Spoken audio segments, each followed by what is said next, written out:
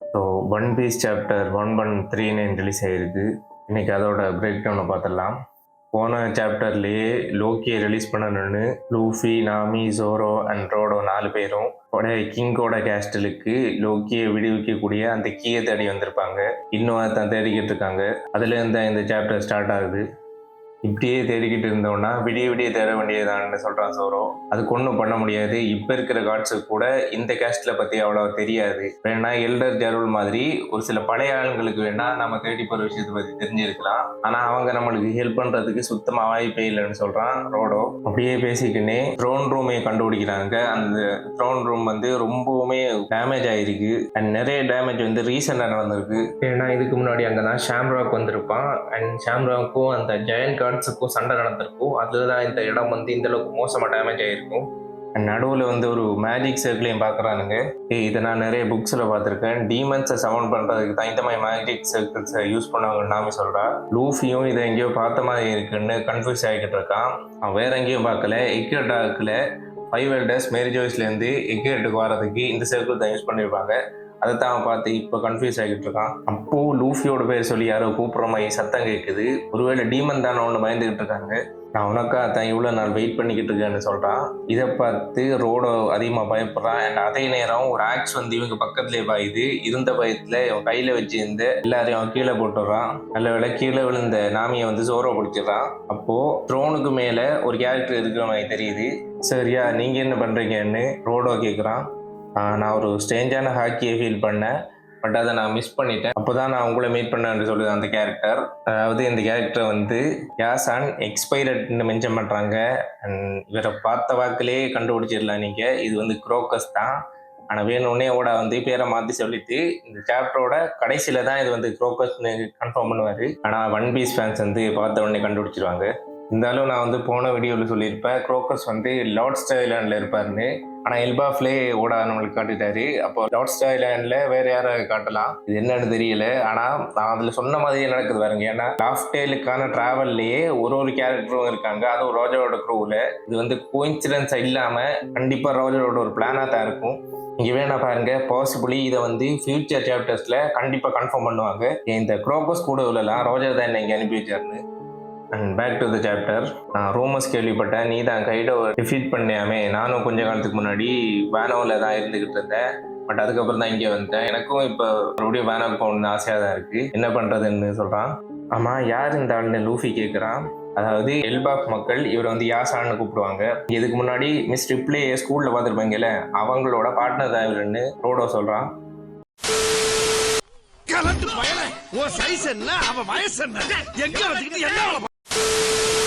அந்த pipe ஸ்குவேக்கோட தகப்பனான்னு Luffy கேட்குறான். இது பைப் ஸ்குவேக்கா?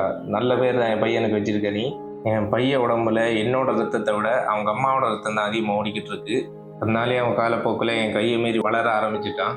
இப்போ கூட 20 வயசுல என்னோட பெருசாக வளர்ந்து நின்றுக்கிட்டு இருக்கான். அண்ட் என்னோட ஒய்ஃபு கூட என்னோட வயசு அதிகம், 80 வயசு அவளுக்கு.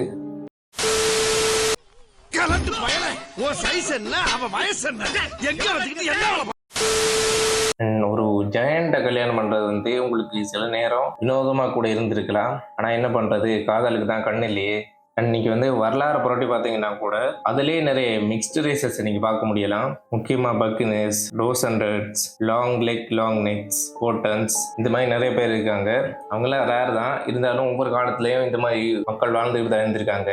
And out of the chapter இந்த மிக்ஸ்டு ரேசஸில் பக்கினஸை குறிப்பிட்டிருக்காங்க. இந்த பக்கினஸ் வேற யாரும் இல்லை, நம்ம பூமாவோட அந்த வம்சாவளி. அண்ட் இப்போ தான் இந்த பக்கினஸ் ஒரு மிக்ஸ்டு ரேஸ்ன்னு சொல்கிறாங்க. அதாவது பக்கினஸ் நார்மல் மனுஷங்களை விட உடல் அளவுலையும் சக்தி அளவுலையும் ரொம்பவே பெருசாக இருப்பாங்க.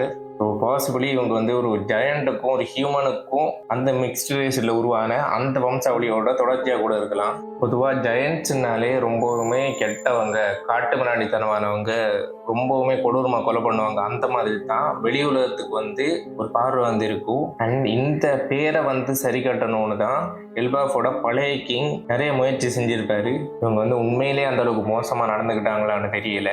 ஆனால் ஒரு சாப்டரில் உங்களோட வம்சம் ரொம்ப அதிகமாக கெட்டது செஞ்சிக்கீங்க, நீங்கள் செஞ்ச பாவத்துக்கு தான் இப்போ அனுபவிக்கிறீங்கன்னு சொல்லியிருப்பாங்க. ஒருவேளை இது ஜெயன்ட்ஸை சொல்லலாம். இல்லைன்னா ஜெயன்ட்ஸோட ரத்தம் எங்கள் உடம்புல ஓடுறதால ஜெயன்ட்ஸ் மாதிரி இவங்களும் நிறைய கெட்ட விஷயங்கள் செஞ்சிருக்கலாம். உண்மையிலேயே ஜெயன்ஸ் அந்த மாதிரி செஞ்சாங்களான்னு தெரியல. அப்படி செஞ்சிருந்தா அதை இவங்க செஞ்சிருக்கலாம். அதுக்கான பலனை வந்து கூமாவும் கூமாவோட அப்பாவும் அடிமத்தனமா வச்சிருந்து அதை அனுபவிக்கிற மாதிரி அந்த இதை மென்ஷன் பண்ணி வைக்கலாம். அது என்னன்னு தெரியல. And back to the chapter. இது நடக்கும் போதே தெரியத்தனமா லூஃபி வந்து தான் லோக்கியை ரிலீஸ் பண்ண போறத அவர்கிட்ட உளறிடுறான். அண்ட் இதை கேட்டு வந்து யாசன் டென்ஷன் ஆவான்னு பார்த்தா இது இன்ட்ரெஸ்டிங்கா இருக்கு. ட்ரபிள்ஸ் மேக் பண்றதும் அப்பப்போ ஃபன்னா தாம்பா இருக்கும். எனக்கு ரொம்ப பிடிச்சிருக்குன்னு சொல்றான். அப்போ அவர் வந்து லூஃபியை பார்த்து கேட்கிறாரு, உனக்கு உண்மையிலேயே லோக்கியை பத்தி தெரியுமா? அவன் இப்போ அவுட் ஆஃப் கண்ட்ரோலா போனா நீ இப்போ என்ன பண்ண போறேன்னு கேட்குறான். அப்படி அவன் போனான்னா நான் அவனை பீட் பண்ணி மறுபடியும் பழைய மாதிரி லாக் பண்ணி வச்சிருவேன்றான். உன்ன மாதிரி தான் நிறைய பேர் ஆல்ரெடி வந்தானுங்க, ஆனால் யாராலேயும் ஒன்றும் பண்ண முடியல. கடைசியாக ரெட் ஹேர் ஷாங்ஸ் தான் வந்து அவனை பீட் பண்ணி லாக் பண்ணி வச்சான். அதுக்கு முன்னாடி அவங்க கூட சண்டை போட வந்து எல்லாரும் தோத்து தான் போனாங்க. இப்போ நீ அவனை ரிலீஸ் பண்ணிட்ட, ஒருவேளை அவன் உன் கையை விட்டு வெளியில போனான்னா அங்கே எந்த அளவுக்கு உயிர் சேதம் வரும்னு நீ கொஞ்சமாவது யோசிச்சு பார்த்தியான்னு கேட்குறான். என்ன அவர் பாதி பேசிக்கிட்டு இருக்கும் போதே லூஃபி அங்கேருந்து வந்துடுறான். இந்த ஆள் கீழே கண்டுபிடிக்க ஹெல்ப் பண்ண மாட்டான், நாமளா தான் கண்டுபிடிக்கணும்னு போகிறான்.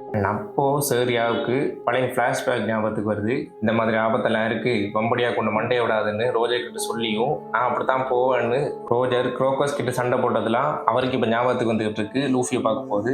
அண்ட் லூஃபியோட டீமுக்கு ஹெல்ப் பண்ணலான்னு முடிவு எடுத்துடுறாரு.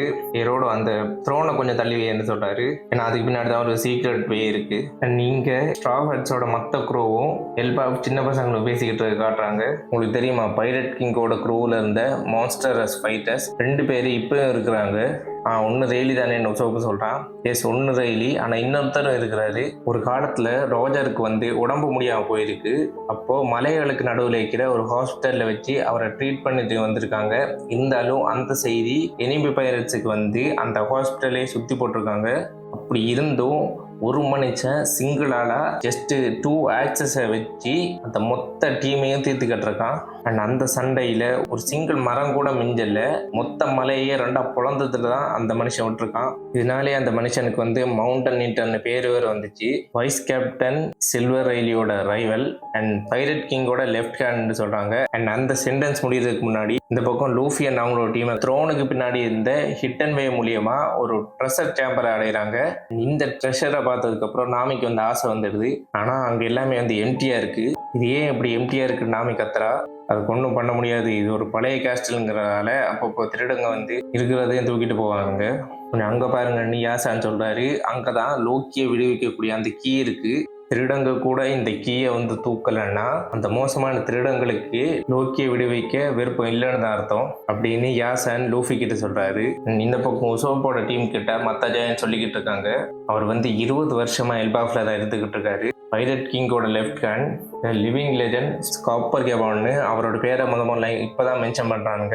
அண்ட் ஸ்காப்பர் லூஃபி கிட்ட உனக்கு இந்த கீ வேணும்னா என்னை தாண்டி எடுத்துட்டு போன்னு சொல்றாரு. ஒருவேளை அடுத்த சாப்டர்ல வந்து ஸ்காப்பருக்கும் லூஃபிக்கும் சண்டை கூட வரலாம் இந்த கீக்காண்டி. அது என்னன்னு அடுத்த சாப்டர்ல இருந்து தான் பார்க்கணும்.